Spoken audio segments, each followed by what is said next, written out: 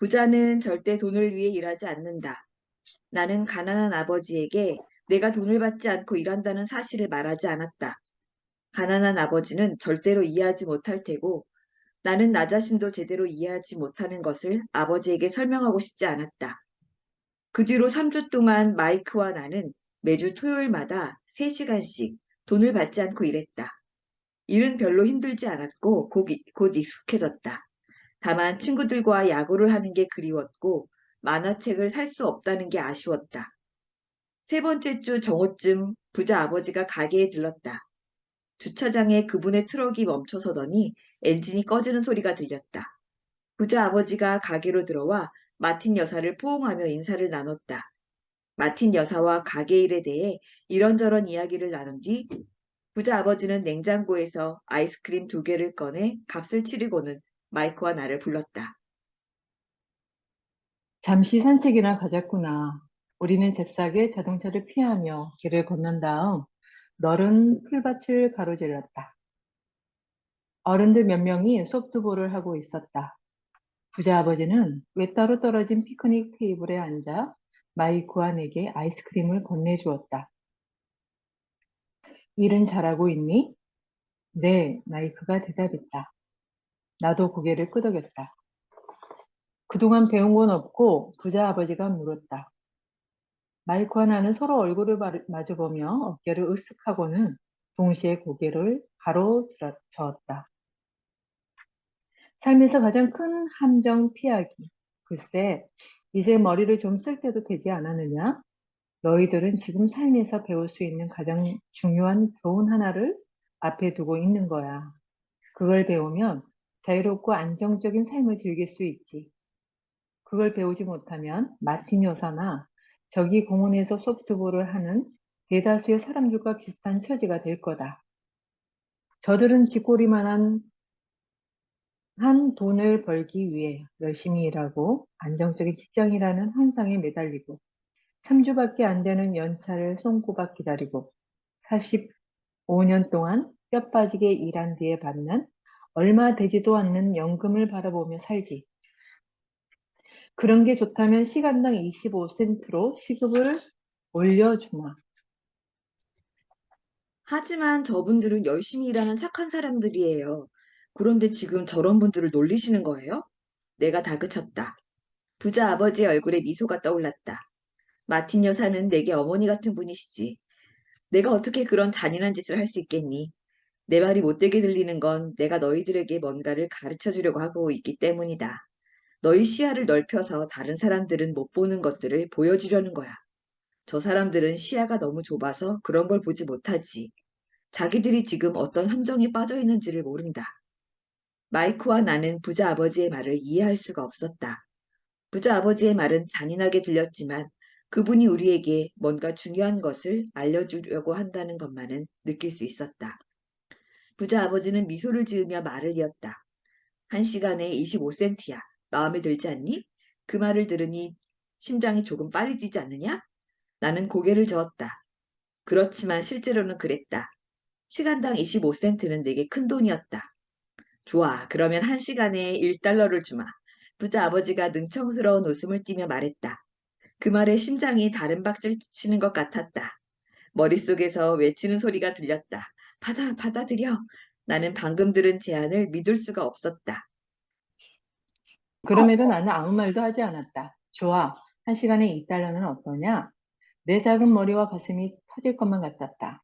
1956년에 시간당 2달러는 나를 세계 제일의 꼬마 부자로 만들어줄 수 있었으리라. 그렇게 큰 돈을 벌게 되리라고는 상상조차 해본 적이 없었다. 나는 금세라도 승낙하고 싶었다. 그 제안을 받아들이고 싶었다. 새 자전거와 새 글러브가 눈앞에서 어른거렸다. 내가 보란 듯이 현금을 내놓으면 친구들은 나를 경탄의 눈으로 쳐다보겠지. 지미와 그 애의 부자 친구들도 다시는 나를 가난하다고 놀리지 못할 것이었다. 하지만 이상하게도 나는 입을 열지 못했다. 녹은 아이스크림이 내 손가락 위로 흘러내리고 있었다. 부자 아버지는 넋을 잃은 채 희둥그레한 눈으로 자신을 쳐다보고는 보고 있는 두 어린 소년을 바라보았다. 그분은 우리를 시험하고 있었다. 그리고 우리가 마음속 한구석으로는 그 제안을 받아들이고 싶어 한다는 걸 알고 있었다. 그는 모든 이들의 영혼에는 돈으로 살 수 있는 나약하고 절박한 조각이 존재한다는 것을 알고 있었으며, 또한 돈으로 살 수 없는 강건하고 굳센 조각도 존재한다는 것도 알고 있었다. 문제는 그중 어느 쪽이 더 강력하느냐는 것이었다.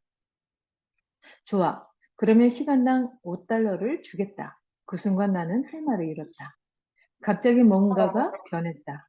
그건 너무 거창하고 우스꽝스럽기까지 한 제안이었다. 1956년에는 어른들조차도 시급 $5를 벌기가 힘들었다. 유혹이 재빨리 자취를 감추고 고요가 찾아들었다. 나는 천천히 고개를 돌려 왼쪽에 있는 마이크를 쳐다봤다. 마이크도 나를 바라봤다.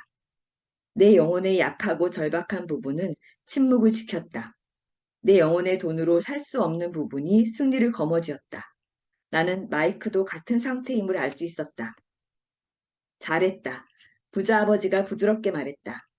대다수의 사람들은 적당한 가격을 부르면 살 수 있지.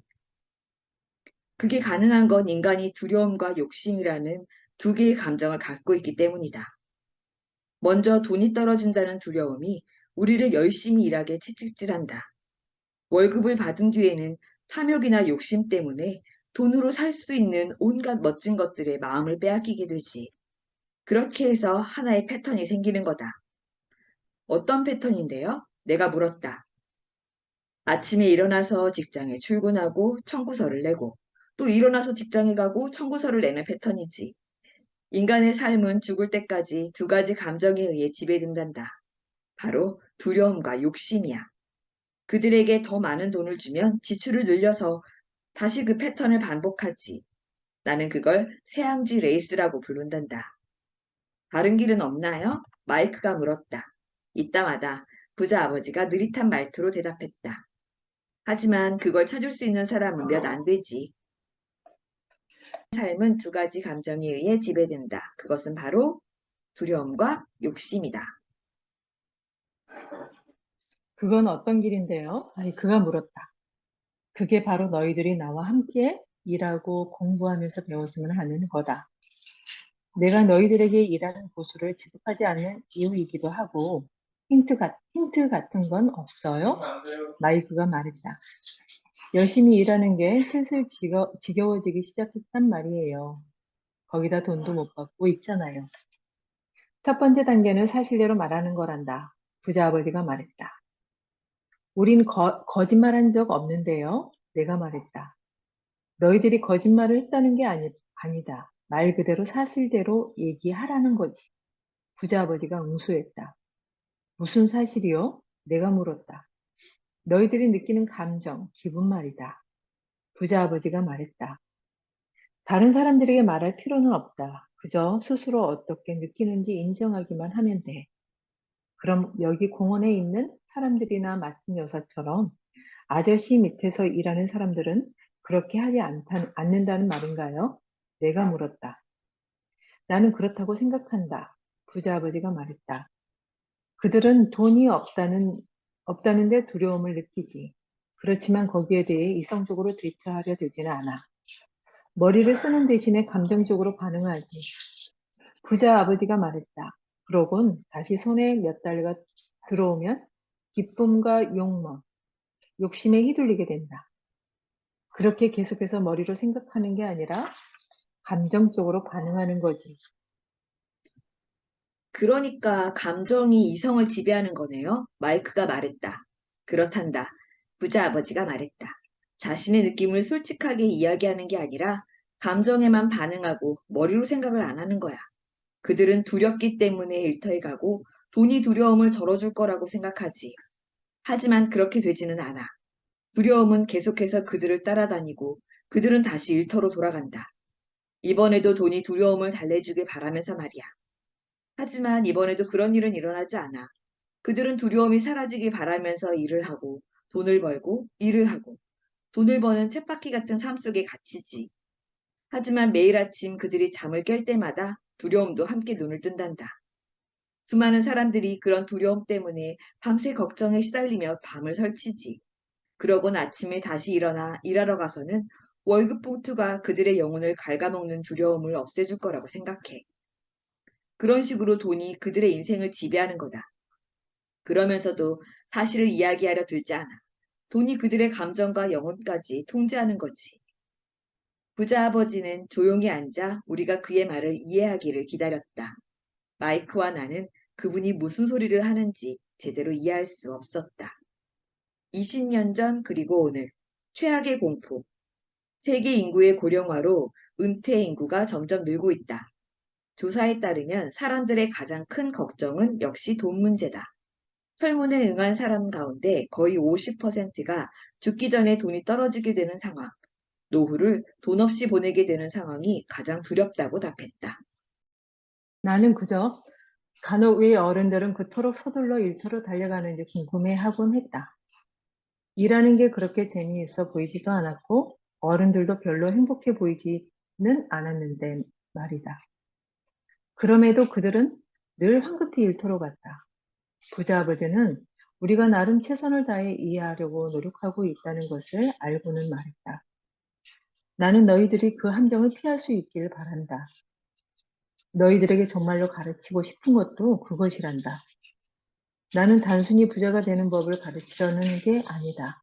왜냐하면 부자가 된다고 해서 문제를 해결할 수는 없기 때문이지. 정말요? 내가 놀란 표정으로 물었다. 그래. 다른 감정에 대해서도 설명해 주마. 먼저 욕망이 있지. 어떤 사람들은 그걸 욕심이라고 부르기도 하지만 나는 욕망이라고 부르는 걸 더 좋아한다. 무언가 더 좋고 예쁘고 재미있거나 흥미로운 것을 원하는 것은 지극히 정상적인 거야. 그래서 사람들은 욕망 때문이라도 돈을 위해 일하지. 그들은 돈으로 살 수 있는 즐거움을 얻기 위해 돈을 갖고 싶어 한다. 하지만 돈으로 사는 즐거움은 되게 순간적이고 더 많은 즐거움이나 기쁨, 편안함, 안정감을 얻으려면 곧 더 많은 돈이 필요하게 돼. 그래서 그들은 계속 일을 하지. 두려움과 욕망으로 흔들리는 영혼을 돈이 달래줄 수 있을 것이라고 생각하면서 말이야. 그렇지만 돈은 그런 일을 해주지 않아. 심지어 부자들도 그래요? 마이크가 물었다. 부자들도 그렇단다. 부자 아버지가 말했다. 사실 부자들 중 상당수가 욕망이 아니라 두려움 때문에 부자가 될 수 있었지. 그들은 돈을 많이 벌면 가난해질지도 모른다는 두려움을 덜 수 있을 거라고 생각한다. 그래서 돈을 산더미처럼 벌지만 돈을 벌면 벌수록 두려움은 더 커져만 간다. 그리고 그 다음부터는 돈을 잃을까봐 두려움에 떨게 되고 말이야. 내 친구들 중 몇 명은 이미 충분한 재산을 가지고 있는데도 계속 일을 한다. 또 백만장자면서도 가난했을 때보다 더 두려움 속에 사는 사람들도 있고, 그 사람들은 모은 재산을 잃을까봐 항상 두려워해. 그 사람들을 부자로 만들어준 바로 그 두려움이 점점 거대해진 거야. 그들 영혼의 나약하고 절박한 부분이 더욱 크게 소리를 지른단다. 큰 집과 비싼 자동차, 돈이 가져다 준 편안한 생활을 잃을까봐 두려운 거야. 그들은 모은 재산을 잃게 되면 친구들이 뭐라고 할지 걱정한단다. 그래서 많은 부자들이 감정적이고 필사적이고 신경질적이란다. 아무리 부자처럼 보이고 돈이 많을지라도 말이다. 그럼 가난한 사람이 더 행복한가요? 내가 물었다. 아니, 그건 아니지. 부자 아버지가 대답했다. 돈을 피하는 건 돈에 집착하는 것만큼이나 이상한 거야. 그 말이 마치 신호라도 되는 듯 마을에서 자주 보던 거지가 우리 테이블을 지나 커다란 쓰레기통 앞에서 발을 멈추더니 안을 뒤지기 시작했다. 우리는 그 사람이 하는 짓을 빤히 지켜보았다. 어쩌면 이때까지 우리는 그 사람을 못 본 채 하고 있었는지도 모른다. 부자 아버지가 지갑에서 1달러를 꺼내 늙은 거지에게 내밀었다. 돈을 본 거지는 즉시 다가와 지폐를 손에 쥐고는 부자 아버지에게 고맙다고 거듭 인사를 늘어놓더니 기대하지도 않은 행운의 기쁨 팔짝거리며 서둘러 사라졌다. 저 사람은 우리 직원 대다수와 별반 다르지 않아. 부자 아버지가 말했다. 나는 돈에는 관심 없어요. 라고 말하는 사람들을 수도 없이 만나봤다. 하지만 그런 사람들도 하루 8시간씩 일을 한다. 그건 진실을 거부하는 행동이야. 돈에 관심이 없다면 애당초 왜 일을 하겠니? 그런 사고방식은 돈을 쌓아 올리는 사람들보다 더 잘못된 거다. 나는 부자 아버지의 말을 들으면서 내 진짜 아버지가 수도 없이 하던 말을 떠올렸다. 나는 돈에는 관심이 없다. 진짜 아버지는 자주 그런 말을 했다. 내 일을 사랑하기 때문에 이 일을 하는 거야. 라며 스스로를 하기도 했다. 그러면 어떻게 해야 하나요? 내가 물었다. 두려움과 욕심이 모두 사라질 때까지 돈을 위해 일하지 말아야 하는 건가요? 아니지. 그렇게 하면 시간 낭비가 되겠지. 부자 아버지가 말했다. 감정은 우리를 인간으로 만들어준다. 감정이라는 단어 자체가 움직이는 에너지라는 의미지. 우린 감정에 솔직해야 한다. 마음과 감정을 우리 자신에게 유리하게 사용해야 해. 불리하거나 적대적으로 사용하지 말고. 수많은 사람들이 나는 돈에는 관심이 없어요 라고 말한다. 하지만 그런 사람들도 하루 8시간씩 일을 한다. 으아, 그게 무슨 뜻이에요? 마이크가 말했다. 내가 방금 한 말은 별로 신경 쓰지 말아라. 크고 나면 이해하게 될 테니까. 다만, 감정에 반응하지 말고 관찰하렴. 대부분의 사람들은 자신이 이성 대신 감정을 사용하고 있다는 걸 깨닫지 못한단다. 감정은 감정일 뿐이야. 그러니 스스로 생각하는 법을 배워야 한다. 예를 들면 어떤 거요? 내가 물었다. 어디 보자. 부자 아버지가 말했다. 어떤 사람이 직장을 구해야 해 라고 말하면 그건 이성적인 사고가 아니라 감정에서 나온 소리지. 돈이 없다는 두려움이 그런 생각을 하게끔 만드는 거야. 하지만 청구서 대금을 내려면 돈이 있어야 하잖아요. 내가 말했다. 물론 그렇지. 부자 아버지가 싱긋 웃었다. 내가 하고 싶은 말은 두려움이 사고를 좌우하는 경우가 너무 많다는 거야. 무슨 말인지 모르겠어요. 마이크가 말했다. 예를 들어 돈이 없다는 두려움에 사로잡힐 경우에는 그 즉시 직장을 구하러 나서는 게 아니라 스스로 이런 질문을 던져볼 필요가 있다. 직장을 구하는 것이 과연 이런 두려움을 장기적으로 없앨 수 있는 최상의 해결책일까? 내 생각에는 아니다. 직장은 장기적 문제에 대한 단기적인 해결책일 뿐이야. 하지만 우리 아빠는 항상 이렇게 말씀하시는데요. 학교 공부를 열심히 하고 좋은 성적을 얻어서 안정적인 직장을 가지라고요. 나는 다소 혼란스러워하며 털어놓았다. 그래, 너희 아버지는 그러실 거다. 부자 아버지가 미소를 지으며 말했다. 대부분의 사람들이 그렇게 살라고 말하고 사실 대부분의 사람들에게 그런 좋은 길이기도 하지. 하지만 사람들이 그렇게 말하는 이유는 기본적으로 두려움 때문이야. 우리 아빠가 두려워서 그런 말을 하는 거라고요? 그래, 부자 아버지가 말했다. 그분은 내가 돈을 잘 벌지 못하고 사회에 적응하지 못할까 봐 두려우신 거야. 아, 그렇다고 내 말을 오해하지도 말려. 너희 아버지는 분명 너를 사랑하고 내가 잘 되길 바라시지. 나도 교육과 직업이 중요하다는 것은 인정한다. 그렇지만 그걸로는 두려움을 다스릴 수 없어. 너희 아버지는 몇 푼을 벌기 위해 아침마다 일어나는 것과 마찬가지로 그것과 똑같은 두려움 때문에 너를 대학에 보내기 위해 안간힘을 쓰시지. 그러면 아저씨는 어떻게 생각하시는데요? 내가 물었다. 난 너희들에게 돈의 힘을 정복하는 방법을 가르쳐 주고 싶다. 두려워하는 게 아니라 통제하는 법을 가르쳐 주마. 학교에서는 그런 걸 가르쳐 주지 않아. 그렇지만 그걸 배우지 않으면 돈의 노예가 되지.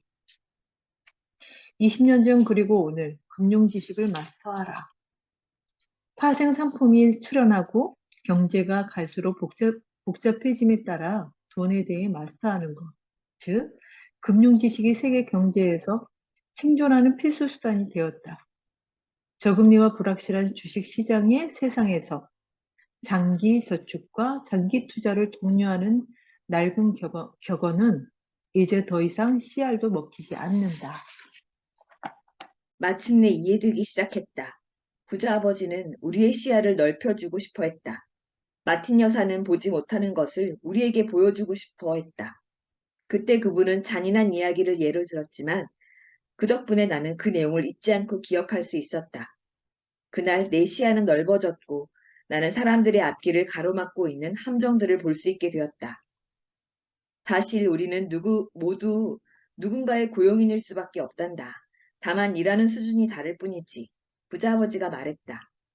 난 그저 너희들이 두 가지 감정, 즉 두려움과 욕망 때문에 생기는 함정을 피할 수 있게 해주고 싶은 것뿐이다. 그것들을 너희에게 유리한 방향으로 사용해야 해. 방해하게 내버려 두지 말고 말이다. 그게 바로 내가 너희들에게 가르치고 싶은 거란다. 난 너희들에게 돈을 많이 버는 방법을 가르치는 데에는 관심이 없다. 그런 것으로는 두려움이나 욕망을 해결하지 못해. 두려움이나 욕망을 해결하는 방법을 배우지 않고 부자가 된다면 돈 많은 노예가 되는 것이나 다름없지. 함정은 어떻게 피해요? 내가 물었다. 가난이나 재정적인 어려움을 겪는 근본적인 원인은 두려움과 무지다. 경제나 정부나 다른 부자들 때문이 아니야. 사람들이 함정에 빠지는 건 스스로 초래한 두려움과 무지 때문이다. 그러니 너희들은 학교에도 가고 대학에도 가렴. 함정에서 어떻게 빠져나올 수 있는지는 내가 가르쳐 줄 테니. 퍼즐 조각들이 점점 모습을 드러내기 시작했다. 교육을 많이 받은 내 아버지는 좋은 교육을 받고 좋은 직업을 얻었다. 하지만 학교는 그분에게 돈이나 돈에 대한 두려움을 다루는 법을 가르쳐 주지 않았다. 그렇지만 나는 이제 두 아버지로부터 서로 다른 중요한 것들을 배울 수 있었다. 이제까지 돈이 없을 때 느끼는 두려움에 대해 말씀하셨잖아요. 그러면 돈에 대한 욕망이 우리 사고에 어떤 영향을 끼치나요? 마이크가 물었다. 내가 너희들에게 시급을 올려준다고 유혹했을 때 기분이 어땠니? 욕망이 불어나는 게 느껴지더냐? 우리는 고개를 끄덕였다. 감정이 굴하지 않고 참을 수만 있다면 즉각적인 반응을 지체하고 이성적으로 생각할 수 있게 된다. 그 부분이 중요하지. 우리는 늘 두려움과 욕망이라는 감정을 품고 산다. 그렇지만 중요한 건 그런 감정들을 자신에게 유리하게 그리고 유용하게 사용하는 거야. 감정이 사고를 지배하도록 내버려 둬서는 안 돼. 사람들은 대부분, 사람들은 대부분 두려움과 욕망이 자기를 불리하게 만들도록 내버려 둔다. 그게 바로 무지의 시작이야. 대부분의 사람들은 두려움과 욕망이라는 감정에 휘말려 월급 봉투와 임금 인상, 그리고 안정적인 직장을 쫓지. 그런 감정이 지배하는 사고가 자기를 어디로 몰고 갈지도 전혀 모르고 말이야. 그건 마치 당나귀가 코앞에 매달린 당근을 쫓아가는 것과 비슷하지. 당근을 손에 들고 있는 주인을 맹목적으로 쫓아가는 거야. 당나귀 주인은 그런 식으로 자기가 원하는 곳으로 가지만 당나귀는 환상을 쫓고 있는 것에 불과해. 다음 날에도 다음 날에도 다음 날에도 당나귀는 새 당근만 받으면 끝이니까. 그렇다면 제가 새 야구 글러브와 사탕, 그리고 장난감을 갖고 싶어 하는 것도 당나귀의 당근과 비슷한 건가요? 마이크가 물었다. 그래. 그리고 나이가 들수록 장난감은 점점 더 비싸지지. 새 자동차, 보트, 친구들에게 자랑을 하기 위한 큰 집처럼 말이다. 부자 아버지가 미소를 지으며 말했다.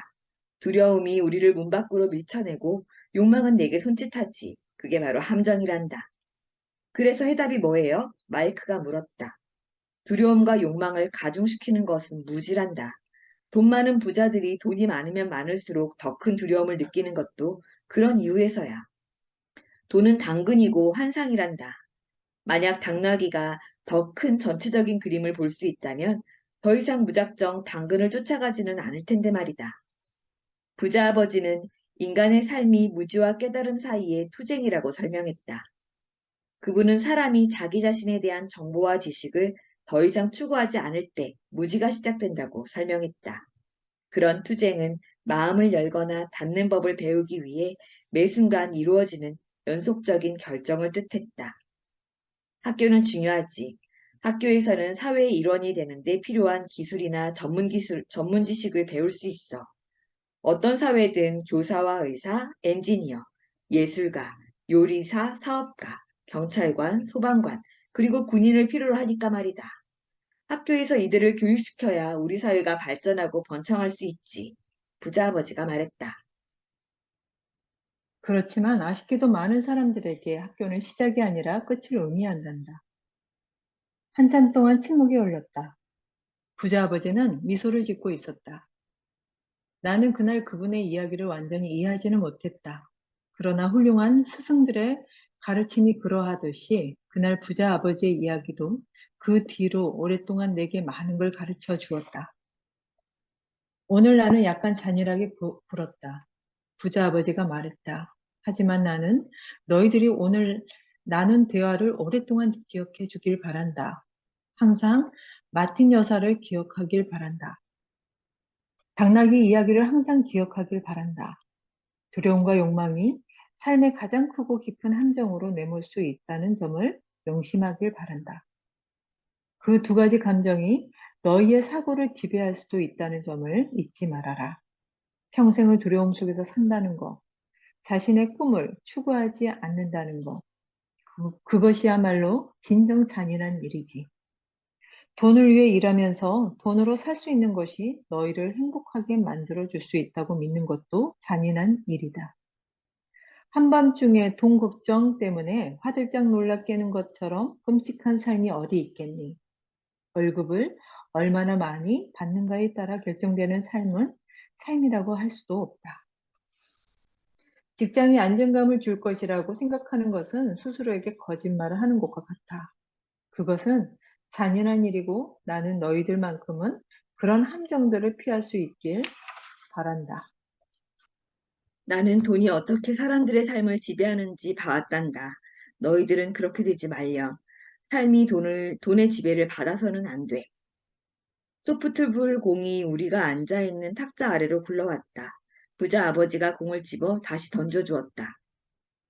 그런데 무지랑 두려움이랑 욕심이랑은 무슨 상관인가요? 내가 물었다. 말하자면 돈에 대한 무지야말로 지나친 두려움과 욕망을 야기하는 근원이지. 부자 아버지가 말했다. 몇 가지 예를 들어주마. 의사들이 자기 가족들을 위해 더 많은 돈이 필요해서 진찰료를 올린다고 하자. 진찰료가 올라가면 모든 사람들의 의료보험료가 올라가지. 그로 인해 가장 피해를 입는 사람들은 가난한 사람들이야. 그래서 가난한 사람들은 돈이 있는 사람들에 비해 건강이 나빠진단다.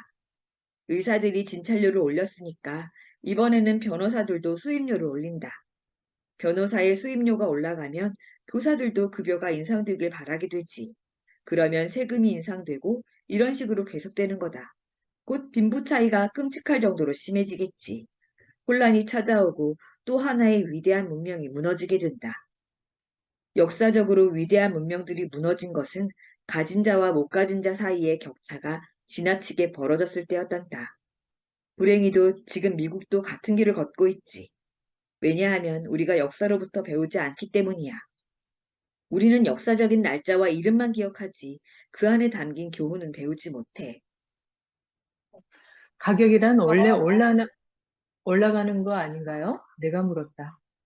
그렇지 않아. 훌륭한 정부가 관리하는 교양 있는 사회에서는 오히려 가격이 내려가게 되어 있다. 물론 이론상으로 그렇다는 얘기다만 가격이 상승하는 이유는 무지가 야기한 두려움과 욕심 때문이란다. 만약 학교에서 돈에 대해 가르친다면 돈은 늘어나고 가격은 떨어질 거다. 그렇지만 학교는 그저 사람들에게 돈을 위해 하라고만 가르치지. 돈의 힘을 통제하는 방법에 대해서는 가르치지 않아. 하지만 경영대학원이 있잖아요. 마이크가 말했다. 아빠가 저한테도 MBA에 가면 좋을 거라고 하셨잖아요. 그래. 부자 아버지가 말했다. 하지만 경영대학원은 학생들에게 숫자를 계산하는 방법만 가르치려는 경향이 있어. 계산만 잘하는 사람들은 사업을 해서는 안 돼. 그 사람들은 숫자에만 관심을 쏟고 사람들을 자르고 결국에는 사업체를 죽여버리거든. 나도 그런 사람들을 고용해 봐서 잘 안다. 그 사람들 머릿속에 있는 거라고는 비용을 줄이고 가격을 높이는 것뿐이지. 한데 그러면 더 많은 문제가 생겨. 숫자는 물론 중요하다. 더 많은 사람들이 그걸 알아야 하고, 하지만 그게 전부는 아니란다. 부자 아버지가 화난 표정으로 덧붙였다. 20년 전, 그리고 오늘, 소득 불평등. 버니 샌더스 상원 의원은 2016년 대통령 출마 선언에서 이렇게 설명했다. 부의 불균형과 소득 불평등이 오늘날 미국이 직면한 가장 큰 도덕적 위기입니다. 그러면 해답이 있긴 하나요? 마이크가 물었다. 그럼 부자 아버지가 말했다. 감정을 사용해 생각하는 법을 배우렴. 감정으로 생각하지 말고. 너희들이 공짜로 일하면서 감정을 다스리게 되었을 때 나는 희망이 있다고 생각했다. 그리고 내가 돈으로 유혹하는데도 너희가 감정을 통제했을 때 너희는 감정에 휘말리지 않고 생각하는 법을 배운 게다. 그게 바로 첫 번째 단계지. 그 단계가 왜 그렇게 중요한데요? 내가 물었다. 글쎄, 그건 너희들이 알아내야지. 너희들이 진심으로 배우고 싶어 한다면 난 너희를 찔레 가시덤불로 데려갈 거다. 거의 모든 사람들이 꺼리는 곳이지. 나와 함께 갈 거라면 너희는 돈을 위해 일한다는 생각을 버리고 돈이 너희를 위해 일하게 만드는 법을 배워야 한다. 우리가 아저씨랑 같이 가면 뭘 얻게 되는데요? 아저씨한테 배우겠다고 약속하면요? 그러면 뭘 얻게 되나요? 내가 물었다. 토끼군과 똑같은 걸 얻게 되지. 부자 아버지가 어린이 동화책 리머스 아저씨에 나오는 주인공 이야기를 꺼냈다. 가시덤불이 진짜 있어요? 내가 물었다. 그럼 있지. 부자 아버지가 말했다. 찔레 가시덤불은 우리의 두려움과 욕심을 의미한단다. 스스로 사고를 선택하고 두려움과 나약함, 궁핍함에 맞서 싸우면 그 덤불에서 빠져나올 수 있지.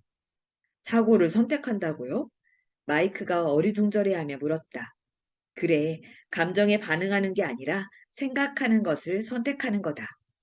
청구서를 지불할 돈이 없다는 이유로 겁을 집어먹고 아침마다 일터로 나가는 게 아니라 스스로에게 이렇게 물어보는 거야. 이렇게 열심히 일하는 게 정말로 이 문제에 대한 최상의 해결책일까? 대부분의 사람들은 너무 겁에 질려서 이성적으로 꼼꼼하게 사고를 하지 못하지.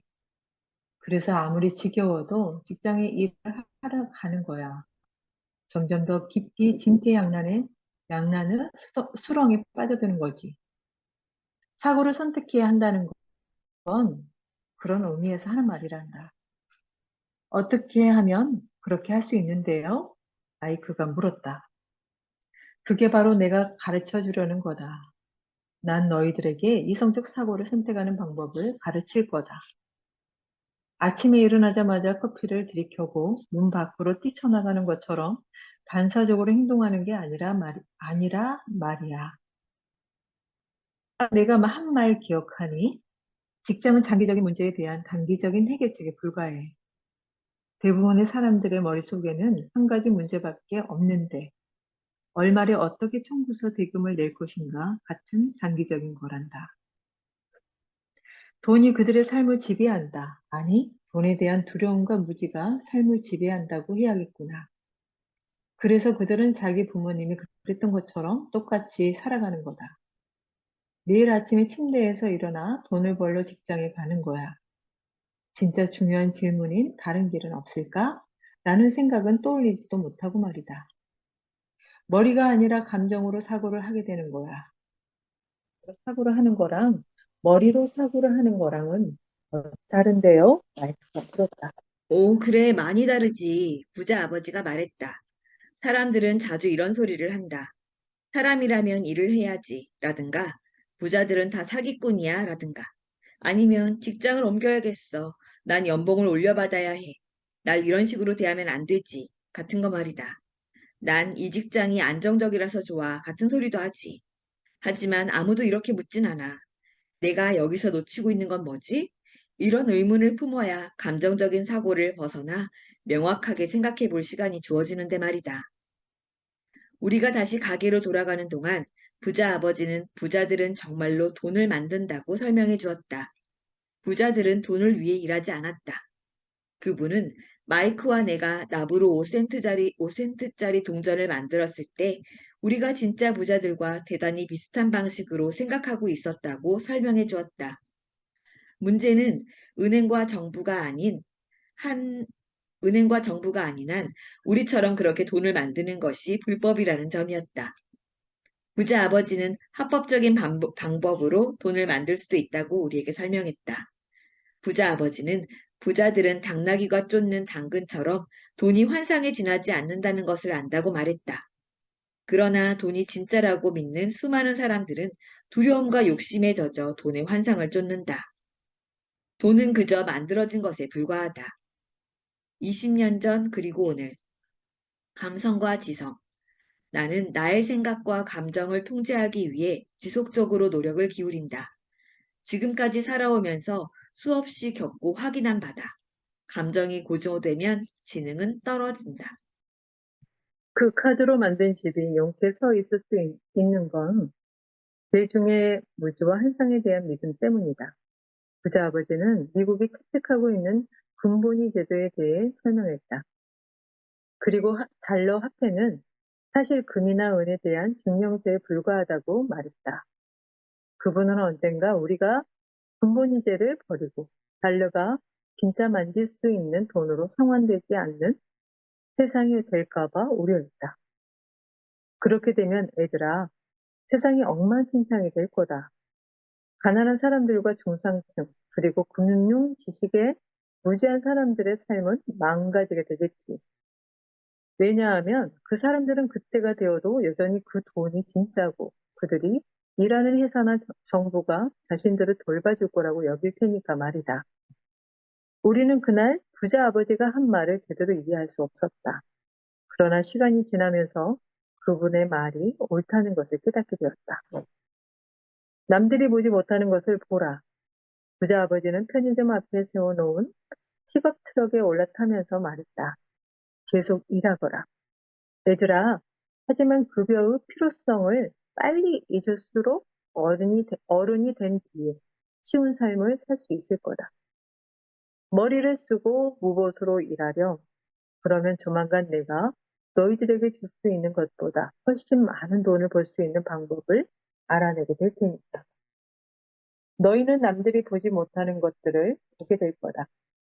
대부분의 사람들은 그런 기회를 보지 못해.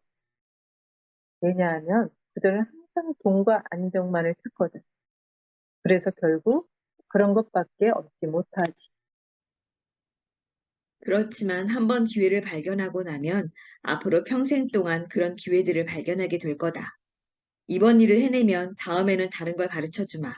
이걸 배우면 삶에서 가장 커다란 함정을 피할 수 있단다. 마이크와 나는 가게에서 소지품을 챙긴 뒤 마틴 여사에게 작별 인사를 했다.